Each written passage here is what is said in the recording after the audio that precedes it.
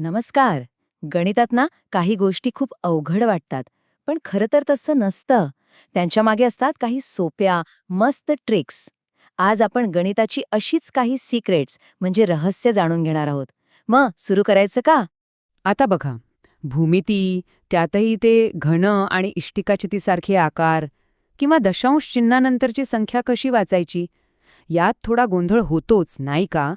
पण थांबा, हे खरंच इतकं अवघड आहे का, जितकं आपल्याला वाटतं?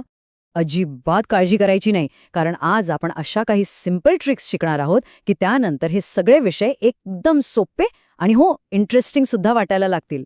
ओके, तर आपलं पहिलं सिक्रेट आहे 3D शेप्स म्हणजे त्रिमितीय आकारांना एकदम परफेक्ट कसं करायचं.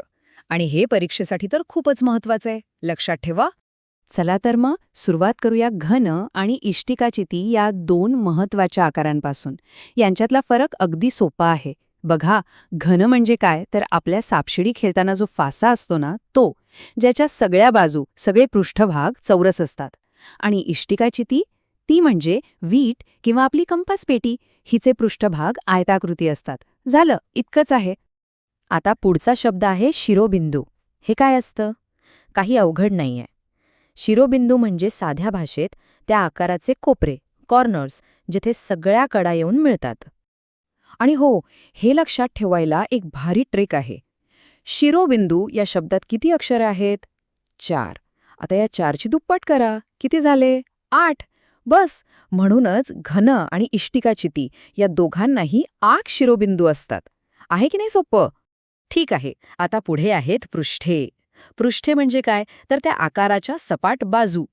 एकदम सोपं उदाहरण म्हणजे एखादा बॉक्स किंवा खोकं, त्याच्या ज्या बाजू असतात ना त्यांनाच पृष्ठे म्हणतात. आणि घन असो किंवा इष्टिकाचिती, दोघांनाही बरोबर 6 पृष्ठे असतात. हा आकडा पक्का लक्षात ठेवायचा, 6. आता तिसरा आणि शेवटचा भाग, तो म्हणजे कडा. कडा म्हणजे काय, तर त्या सरळ रेषा जिथे दोन पृष्ठ म्हणजे दोन सपाट बाजू एकमेकांना जॉईन होतात. जसं आपल्या वहीचं किंवा पुस्तकाचं पान जिथे दुमडलेलं असतं ना, ती झाली कड. आणि ह्या दोन्ही आकारांना एकूण किती कडा असतात? तर 12. बरोबर. तर आता आपल्याकडे 3 मॅजिक नंबर्स आलेत. चला, एकदा पटकन सगळं एकत्र बघूया. घन असो किंवा इष्टिकाचिती, दोघांसाठीही नियम सारखाच आहे. शिरोबिंदू 8, पृष्ठे 6 आणि कडा 12. हे 3 आकडे 8, 6, 12 एकदम डोक्यात फिट करून ठेवा. परीक्षेत हमखास उपयोगी पडणार. चला, आता वळूया आपल्या दुसऱ्या सिक्रेटकडे. हे आहे दशांश चिन्हाबद्दल, जिथे खूप लोकांची हमखास एक छोटीशी चूक होते. इथे खूप खूप महत्वाचा नियम आहे. बघा, संख्या आहे 5.1775. ही वाचताना दशांश चिन्हानंतरचे जे अंक आहेत ते नेहमी एक एक करून सुटे वाचायचे. म्हणजे 5.175 हे झालं बरोबर. पण जर 5.175 असं म्हटलं तर ते पूर्णपणे चूक आहे. आणखी एक उदाहरण बघूया म्हणजे विषय पक्का होईल. संख्या आहे 4.09. कसं वाचणार? आधी म्हणायचं 4 दशांश चिन्ह, त्यानंतर 0 आणि शेवटी 9. प्रत्येक अंक वेगळा, सुटा.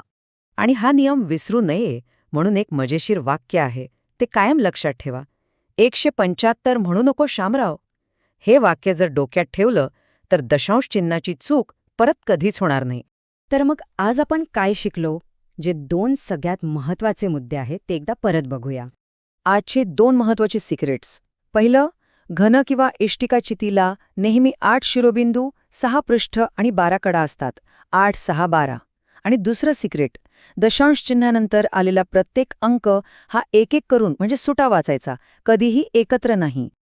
तर मग या सोप्या ट्रिक्स आणि सिक्रेट्स कळल्यावर गणिताकडे बघण्याचा अँगल थोडा बदलला असेल नाही का? आता विचार करा, गणितातलं असं कोणतं प्रॉब्लेम आहे जे आता सोपं वाटायला लागलंय? लक्षात ठेवा, सरावाने कोणतंही गणित सोपं होतं.